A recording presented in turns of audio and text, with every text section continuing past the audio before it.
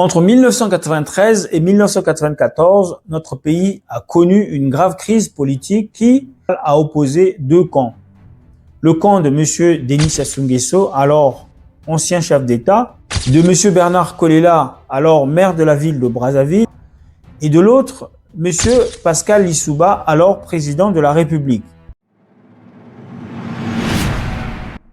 Cette crise politique atteint son paroxysme en 1997 avec le déclenchement de la guerre civile, plus connue sous le nom du 5 juin 1997.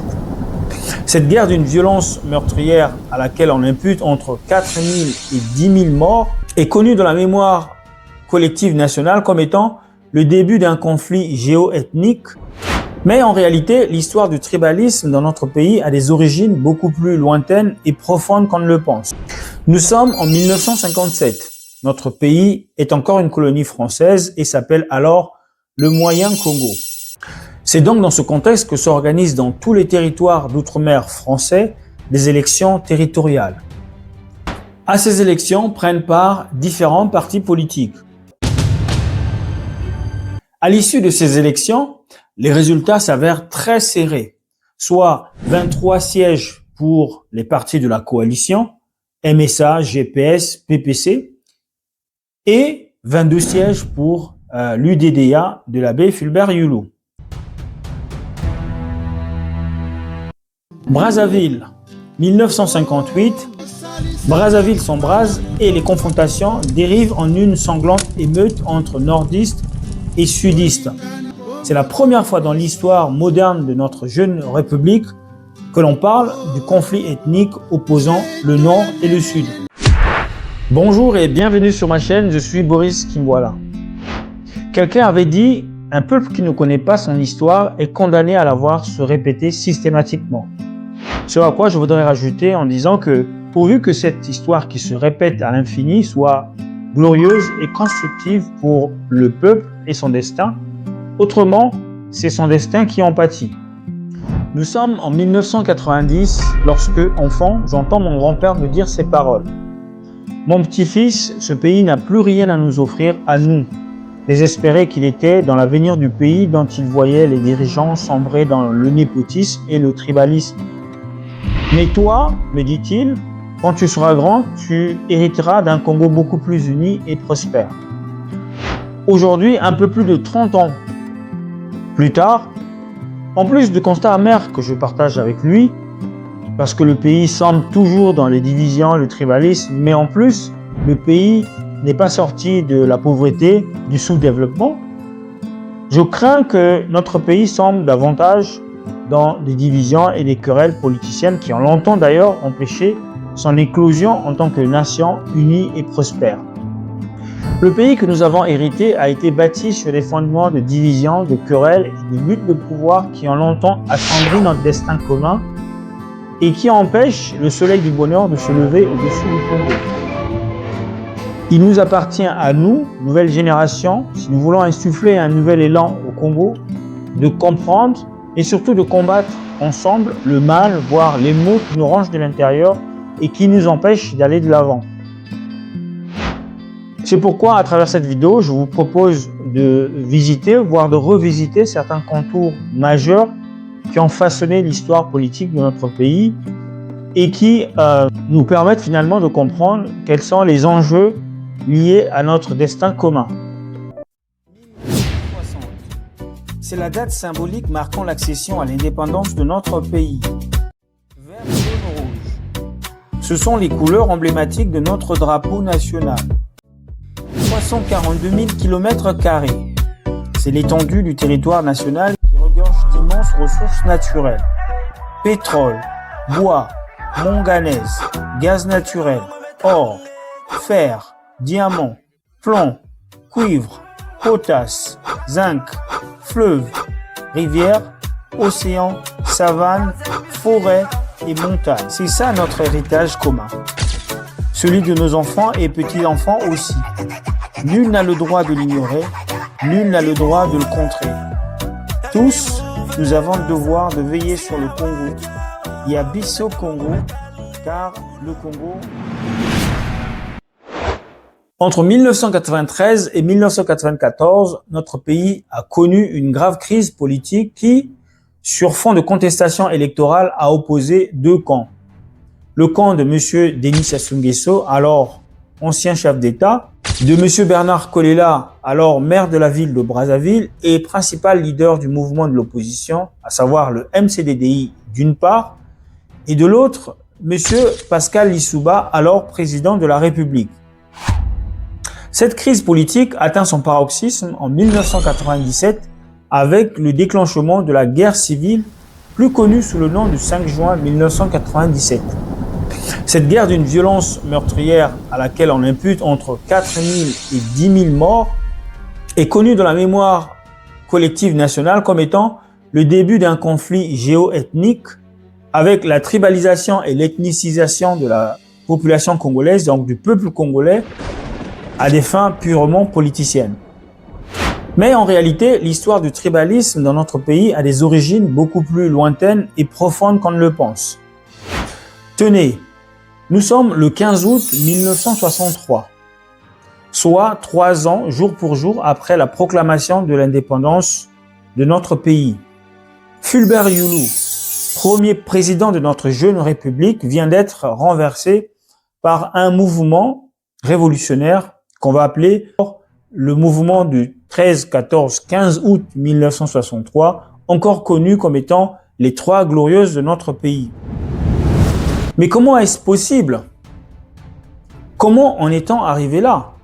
Comment se fait-il que 3 ans après la proclamation de l'indépendance de notre jeune pays, le premier président élu de cette jeune république pouvait-il être renversé?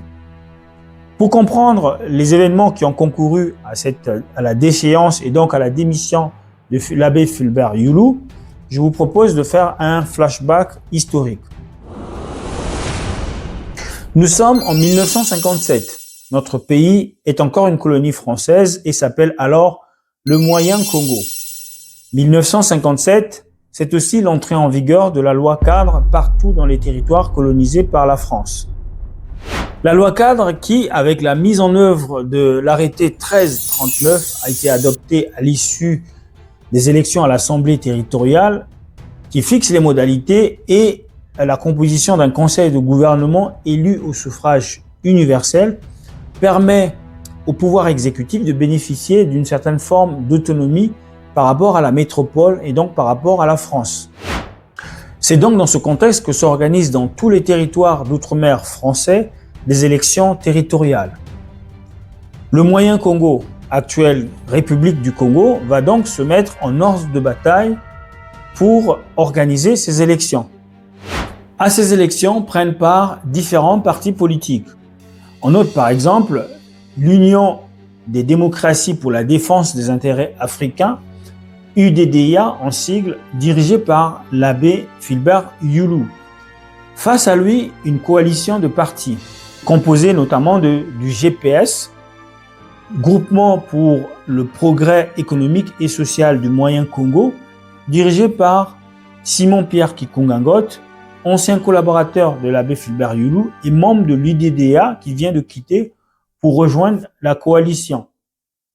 Et le PPC, Parti progressiste congolais dirigé par Félix Tshikaya. Ces deux partis politiques ont rejoint la coalition qui est incarnée et dirigée par Jacques Opango au sein du MSA, qui est le mouvement socialiste africain. À l'issue de ces élections, les résultats s'avèrent très serrés, soit 23 sièges pour les partis de la coalition, MSA, GPS, PPC, et 22 sièges pour l'UDDA de l'abbé Fulbert Youlou. Après d'âpres négociations, un gouvernement de cohabitation est formé. Gouvernement de cohabitation dans lequel cohabitent donc à la fois l'UDDA de l'abbé Fulbert Youlou et les partis coalisés au sein du MSA dans une atmosphère de crise et de tension, puisque les luttes idéologiques qui les opposent vont très vite mettre à mal cette cohésion. Je tiens ici à souligner le caractère tribo-ethnique de ces partis politiques, puisque dans le GPS de Simon-Pierre Kikungangot, on va retrouver des sympathisants, des partisans qui sont essentiellement issus du Grand Niari, c'est-à-dire de Lizy et les alentours. De même pour le parti du PPC dirigé par Félix Tchikaya, dans lequel on va retrouver essentiellement des Vili et tout ce qui gravite autour du Grand Mayambe. De même pour le MSA et pour le l'UDDA de l'abbé Fulbert Yulu, qui lui est composé des Congos. Dans cette lutte pour le pouvoir, la France, qui est encore le colonisateur, ne fait absolument rien et va laisser au contraire pourrir la situation, tout en choisissant de s'aligner derrière la candidature de l'abbé Fulbert Yulu, qui est jugé beaucoup plus proche et favorable à la politique française. Et ce dernier, d'ailleurs, assume tout à fait publiquement ses accointances avec la France, dont il soutient le projet de référendum à la communauté que lui propose le général de Gaulle. Contrairement au leader du MSA, Jacques Opango, qui, lui, au contraire, affiche publiquement son hostilité à la France et d'ailleurs n'hésite pas à brandir la menace de faire basculer le Congo dans le giron communiste. À noter que nous sommes là dans un contexte de balbutiement et de palpitation à l'indépendance avec bipolarité, un monde bipolaire gouverné par deux courants politiques, deux idéologies politiques, le capitalisme et le communisme, la démocratie et, entre guillemets, la dictature, le communisme. Le communisme étant russe et la démocratie étant le symbole de la liberté des grandes démocraties à l'américaine, à la remorque de laquelle se trouvent tous les pays occidentaux. À noter par ailleurs que le général de Gaulle, en faisant cette proposition d'intégrer la communauté française à travers ce référendum, n'est pas davantage soucieux pour que le Congo retrouve une souveraineté, une autonomie sans condition. Il est en train de créer les conditions d'une soumission du Congo à la France et donc un accès libre à ses matières premières et à tous les avantages que lui offrirait le Congo, tout en gardant un lien avec cette ancienne colonie qui est qui aspire à son indépendance. Dans cette ambiance de confrontation et de tension, la France va davantage continuer à jouer les entremetteurs et à faire ce qu'elle sait faire de mieux, à savoir diviser pour mieux régner. Ainsi, la France va organiser, financer la défection d'un député du parti de la coalition, MSA, afin d'assurer au parti de Fulbert Yulu, l'UDDA, la majorité qui le conforterait dans la conquête du pouvoir et donc vers le triomphe.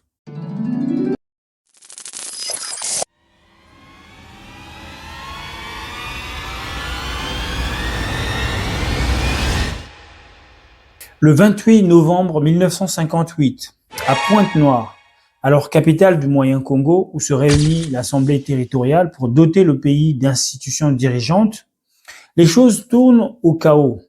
Et pour cause, la défection du député dénommé Georges Yambo, l'un des membres de la coalition réunie au sein du MSA, fait perdre la majorité à Jacques Opango au profit de l'UDDA de l'abbé Fulbert Yulu qui compte désormais 25 sièges contre 22 sièges pour le MSA.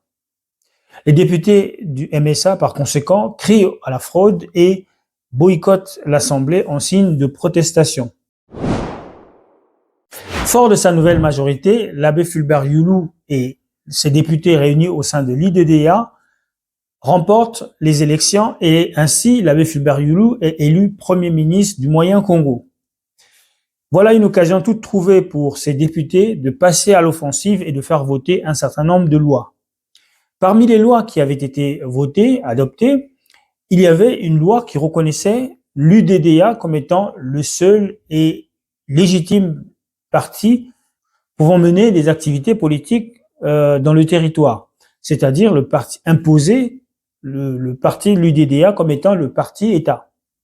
L'abbé Fulbert Yulu, dès lors, comprend l'imminence du danger que représente l'installation de son gouvernement dans une ville de Pointe-Noire qui lui semble de plus en plus hostile. Par conséquent, il décide de transférer la capitale politique à Brazzaville. Les partisans du MSA, parti de la coalition, voient dans ces manœuvres un coup d'État constitutionnel perpétré sous l'œil bienveillant de la France qui ne fait absolument rien et qui affiche désormais de plus en plus son soutien à l'égard de l'UDDA de l'abbé Fulbert Youlou au détriment d'autres candidats. Il faut tout de même souligner que la stratégie de boycott adoptée par les députés du MSA n'était pas payante et les avait mis devant un fait accompli. Ainsi, Jacques Opango, qui est leader de cette coalition, avait décidé d'attendre les prochaines élections prévues en septembre 1959 pour reconquérir une nouvelle majorité. Hélas, malheureusement pour lui, l'abbé Fulbert Youlou, qui désormais est devenu Premier ministre et qui a goûté au plaisir de pouvoir, ne veut pas respecter ce calendrier, ne veut pas respecter les accords signés lors du gouvernement de cohabitation en 1957.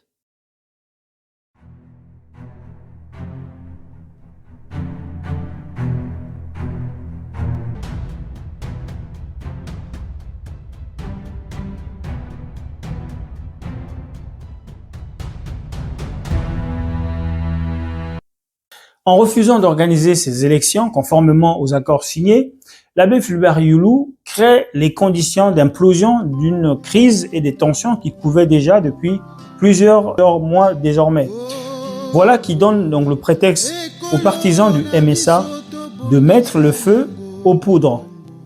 Brazzaville, 1958, les partisans du PPC et du MSA à majorité nordiste s'en prennent aux partisans de l'UDDA de l'abbé Fulbert Youlou à majorité sudiste ou Congo. Brazzaville s'embrase et les confrontations dérivent en une sanglante émeute entre nordistes et sudistes, causant ainsi au passage des centaines de blessés et quelques dizaines de morts. C'est la première fois dans l'histoire moderne de notre jeune République que l'on parle du conflit ethnique opposant le Nord et le Sud. C'est donc dans ce contexte de tension et de crise que l'abbé Fulbert Youlou va être élu Premier ministre d'abord et ensuite président de la République à la proclamation de l'indépendance en 1960. Et comme je le disais tantôt, parmi les lois qui avaient été adoptées précédemment par ces députés, il y avait la loi qui reconnaissait l'UDDA comme étant le seul parti légitime autorisé à avoir une activité politique dans le pays, imposant ainsi au pays un parti-État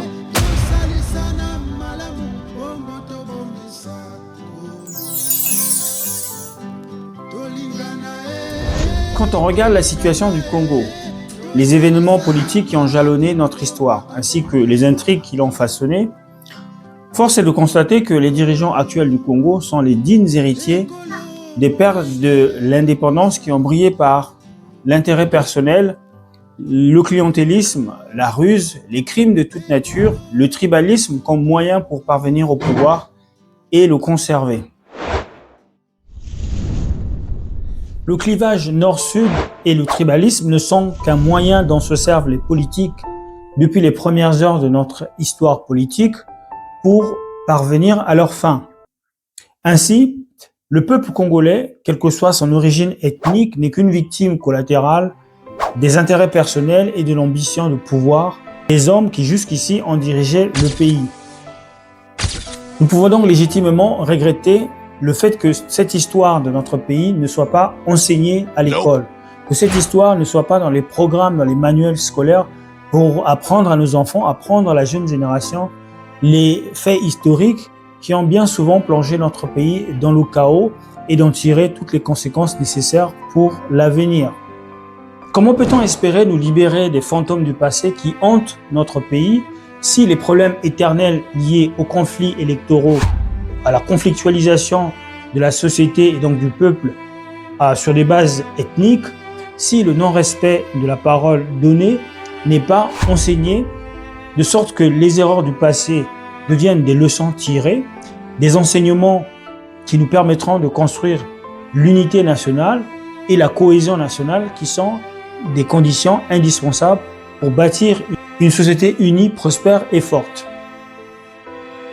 Il est absolument important que notre histoire soit enseignée à nos enfants et à nos petits-enfants pour construire la cohésion nationale qui est une condition préalable à toute ambition de prospérité et de développement. Voilà donc l'histoire de notre pays qui, au vu des événements que nous avons exposés dans cette vidéo, ressemble à une histoire qui se répète systématiquement sans pour autant que nous puissions en tirer les leçons nécessaires.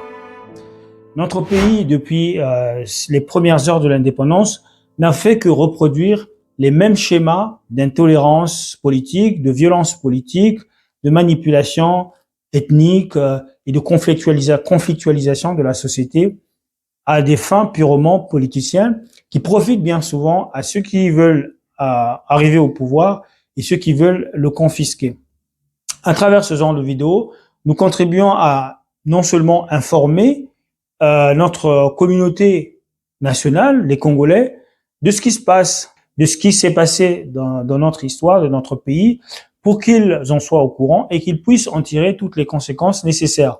D'autant plus que nous avons une échéance électorale qui pointe à l'horizon et qui devrait amener les uns et les autres à voter et à réfléchir en toute connaissance de cause.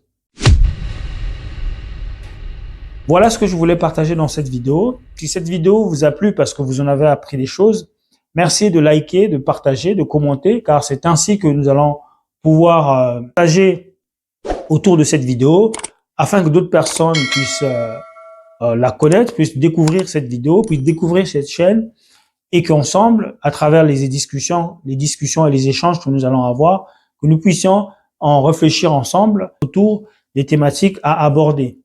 Jusqu'à une prochaine vidéo, portez-vous bien, à très bientôt.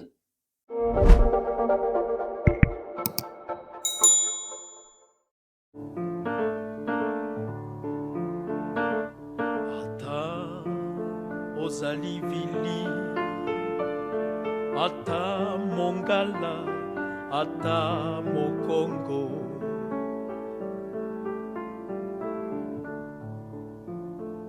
Ata ozali vili, ata mongala, ata mokongo. Ozali kaka mwana Kongo. Ozali kaka mwana Kongo. Ozali kaka